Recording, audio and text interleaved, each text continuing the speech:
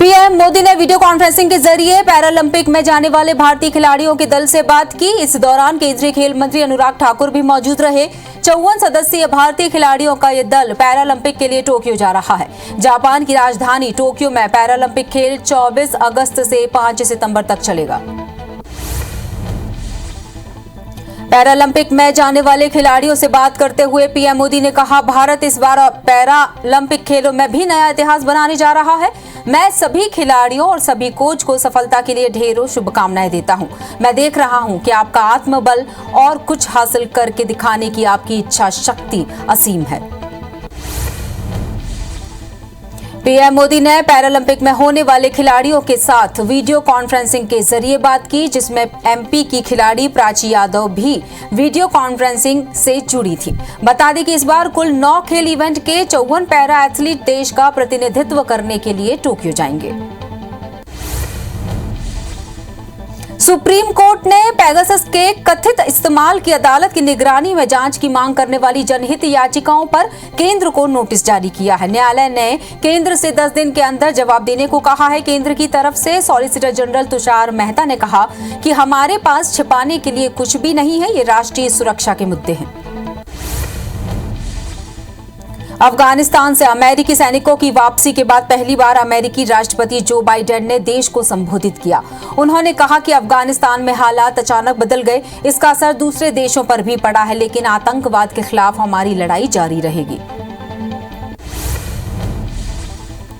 Biden ने कहा कि लोग हम पर सवाल उठा रहे हैं, उन्हें अफगानिस्तान छोड़कर जाने वाले उनके राष्ट्रपति अशरफ गनी से भी सवाल करने चाहिए। हमारी सेना और जोखिम नहीं उठा सकती थी। अफगानिस्तान के नेताओं ने हथियार डाल दिए और देश से भाग गए। 20 साल की ट्रेनिंग के बाद भी वहां की फौज ने सरेंडर कर दिया। अफगानिस्तान की स्थिति को देखते हुए भारत सरकार ने वहां फंसे हुए भारतीय नागरिकों की स्वदेश वापसी की तैयारी शुरू कर दी है। आज काबुल से सेना का C-17 विमान 150 भारतीयों को लेकर सेना का विमान गुजरात के जामनगर एयरपोर्ट पहुंचा। विमान रिफिलिंग के बाद हिंडन एयरपोर्ट पहुंचा। काबुल से 150 भारतीयों को लेकर सेना का विमान गुजरात के जामनगर पहुंचा। काबुल से भारतीय वायुसेना के विमान में गुजरात के भारतीय जामनगर लौटे।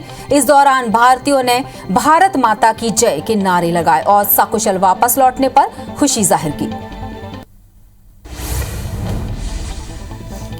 गुजरात के जामनगर पहुंचने के बाद अफगानिस्तान के भारतीय दूत रुद्रेंद्र टंडन ने भारतीय वायुसेना को धन्यवाद दिया। उन्होंने कहा कि वायुसेना हमें असामान्य स्थिति से वापस लेकर आई है। उन्होंने कहा कि भारतीय नागरिक भारतीय दूतावास में अपना रजिस्ट्रेशन कराएं ताकि ऐसे वक्त में हम उन्हें वापस ला पाएं।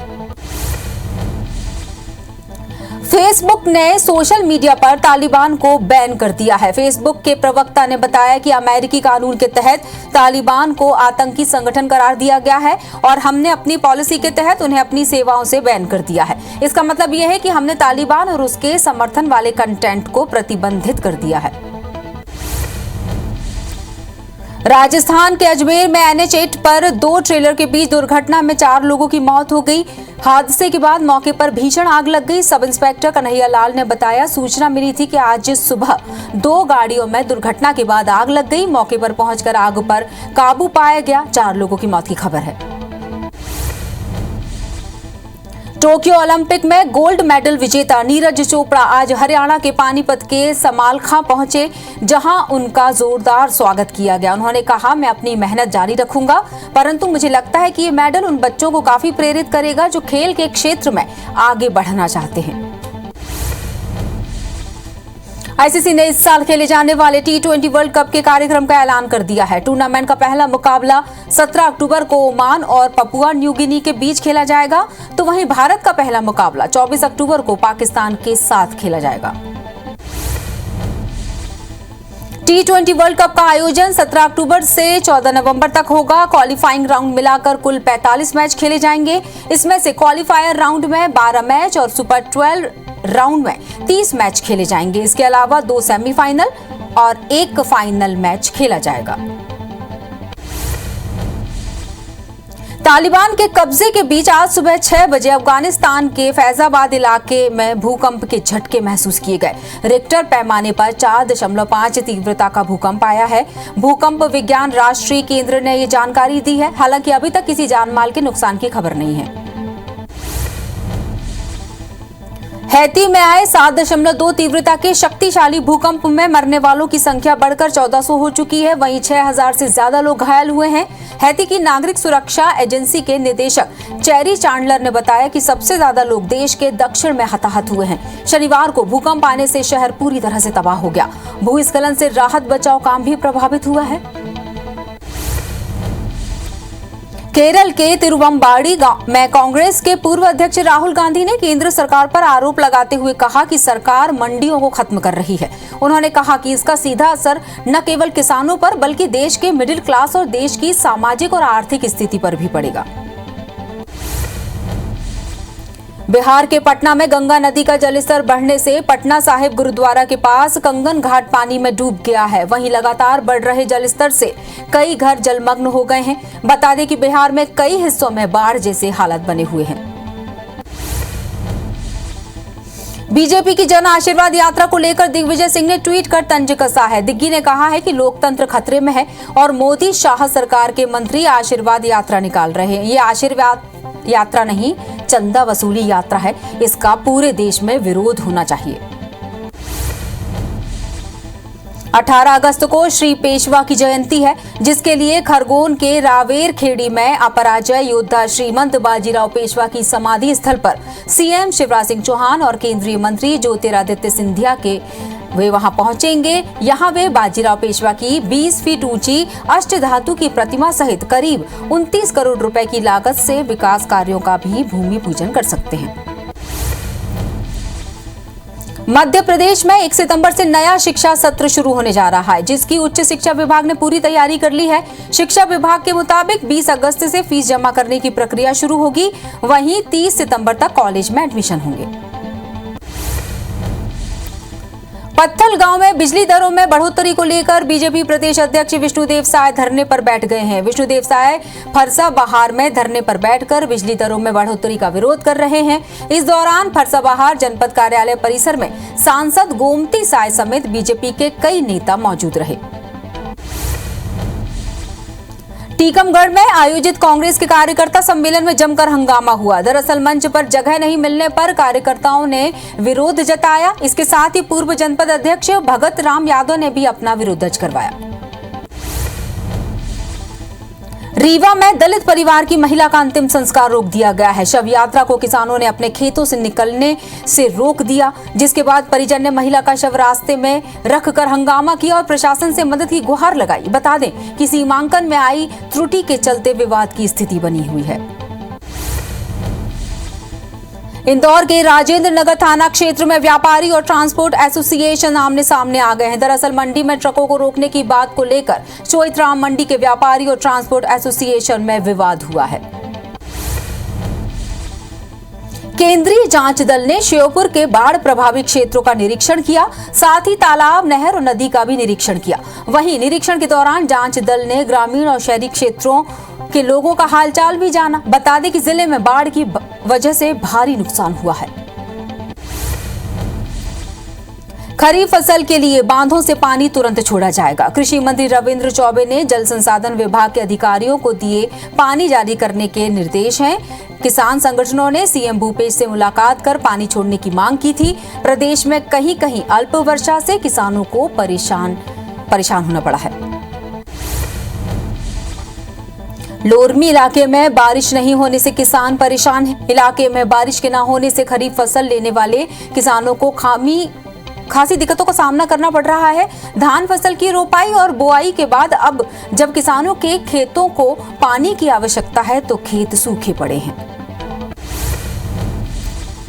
जबलपुर के शहपुरा में अमृत महोत्सव कार्यक्रम के तहत युवा मोर्चा की मैराथन का आयोजन किया गया।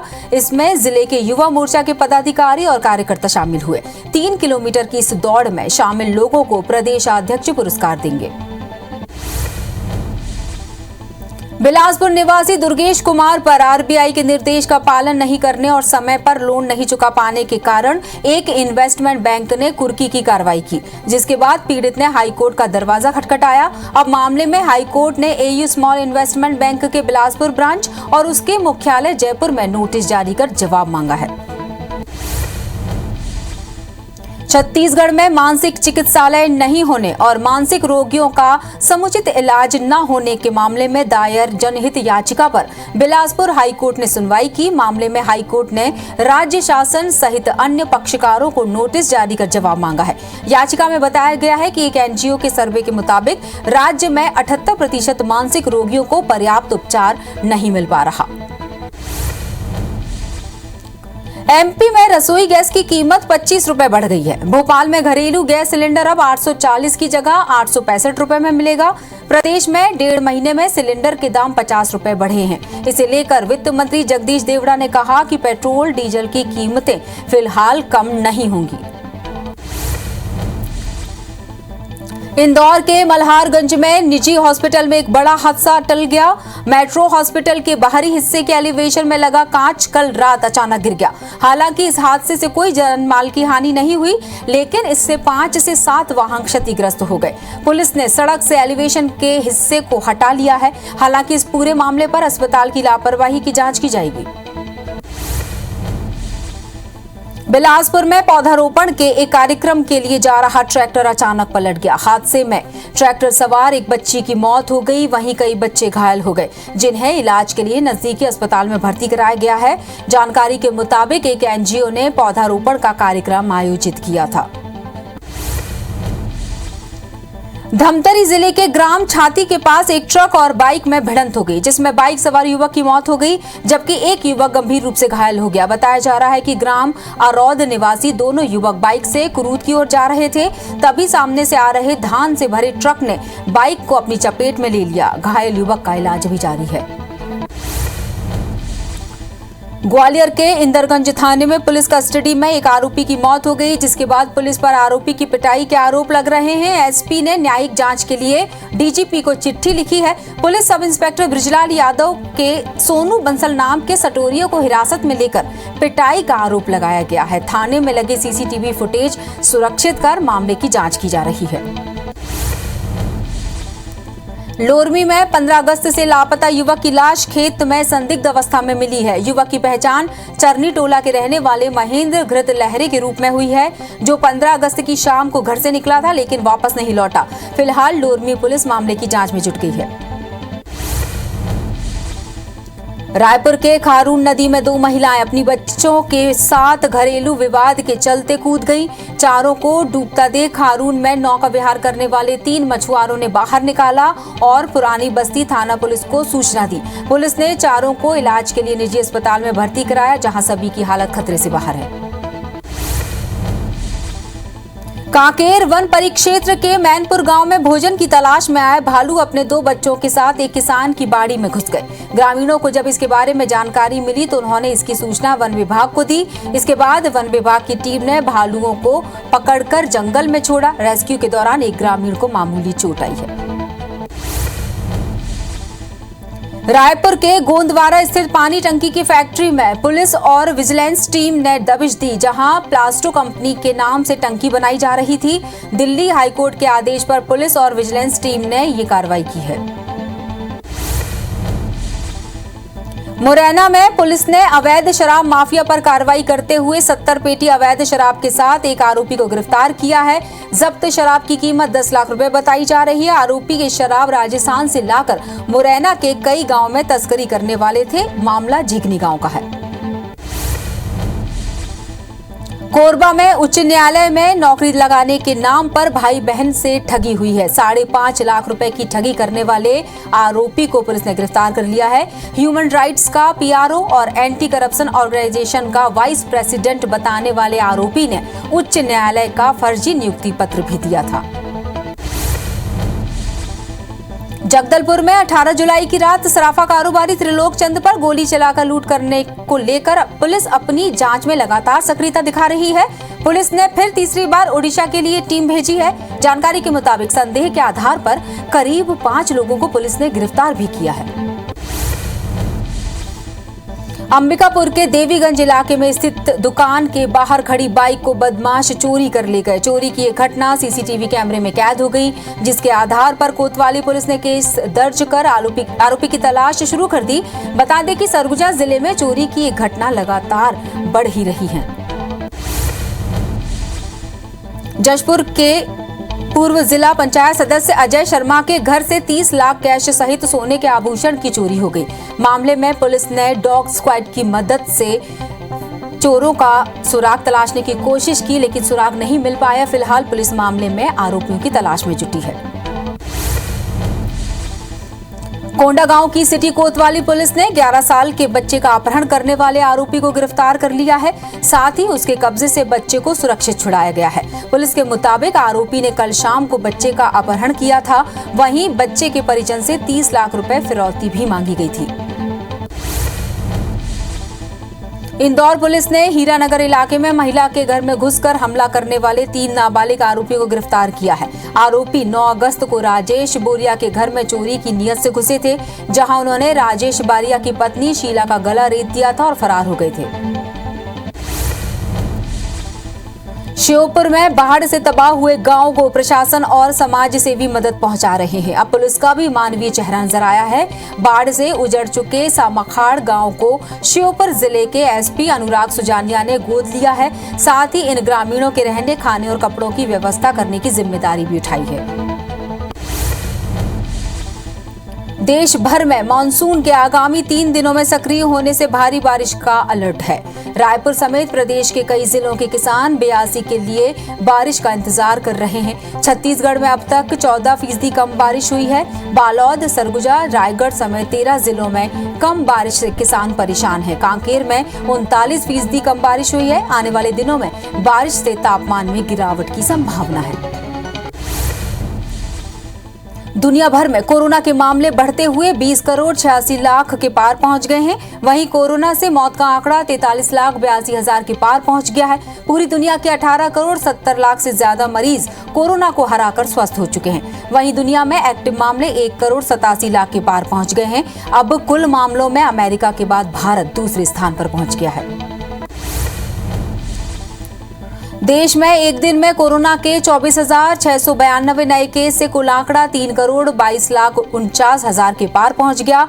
वहीं 438 नई मौतों से अब तक 4 लाख 32 हजार से ज्यादा मरीजों की मौत हो चुकी है। पिछले 24 घंटे में 36,862 मरीजों के डिस्चार्ज होने से कुल आंकड़ा 3 करोड़ 14 लाख 41 हजार को पार कर गया। वहीं एक्टिव मरीजों की संख्या 3 लाख 63 हजार के पार पहुंच गई है।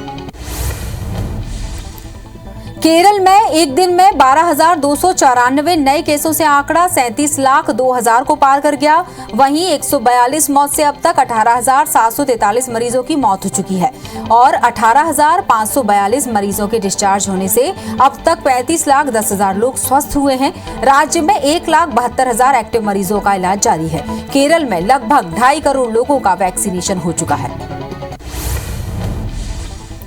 मध्य प्रदेश में 7 नए मरीजों से कुल संख्या 7 लाख 92 हजार के पार पहुंच गई है। वहीं एक मरीज की मौत से कुल आंकड़ा 10,515 पर पहुंच गया। प्रदेश में 16 मरीजों के डिस्चार्ज होने से कुल आंकड़ा 7 लाख 81 हजार 434 पर पहुंच गया है।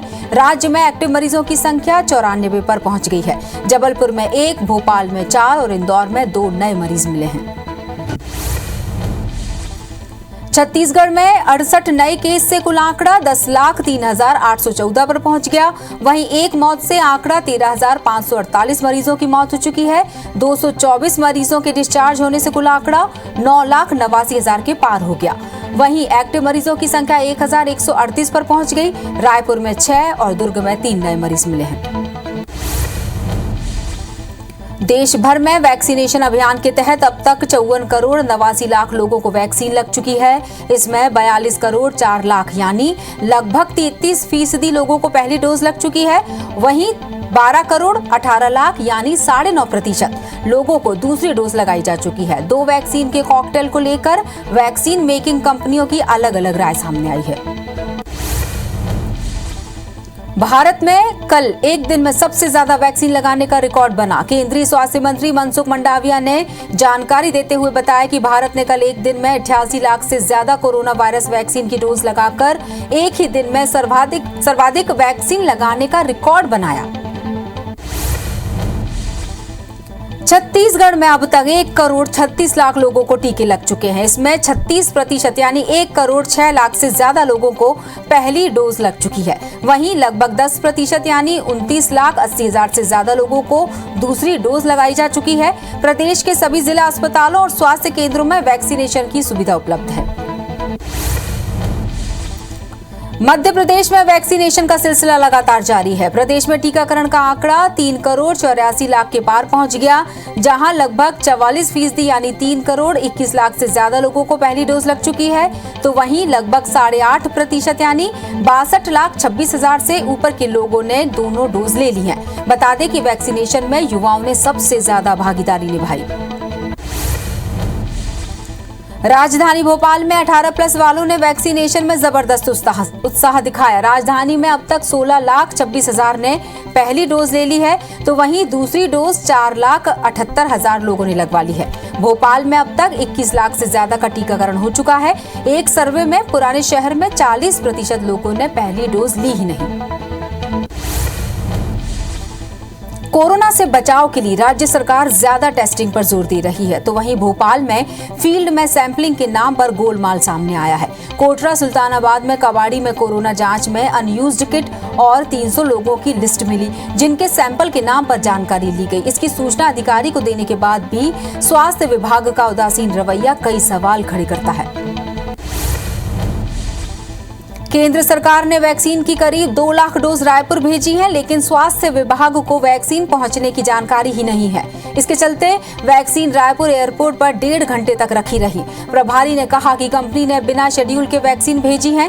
कंपनी ने देर रात तक वैक्सीन भेजने की सूचना दी ही नहीं। रायपुर में एक बार फिर डेंगू ने चिंता बढ़ा दी है। 16 अगस्त को डेंगू के एक साथ 23 नए केस मिलने से कुल मरीजों की संख्या 173 पर पहुंच गई। वहीं बीएसएफ कैंप में भी जवान डेंगू का शिकार हो रहे हैं। राजधानी के रामकुंड के बाद अब टिकरापारा से भी मामले सामने आ रहे हैं। जबलपुर के अनेक इलाकों में जलभराव से dengue, malaria, chikungunya, viral fever सहित अन्य संक्रामक बीमारियां तेजी से फैल रही हैं, जिसे देखते हुए जिला प्रशासन के निर्देश पर नगर निगम की टीमों ने फॉगिंग का काम कराया। वहीं लार्वा को नष्ट करने के लिए भी अलग से टीमें गठित की गई हैं।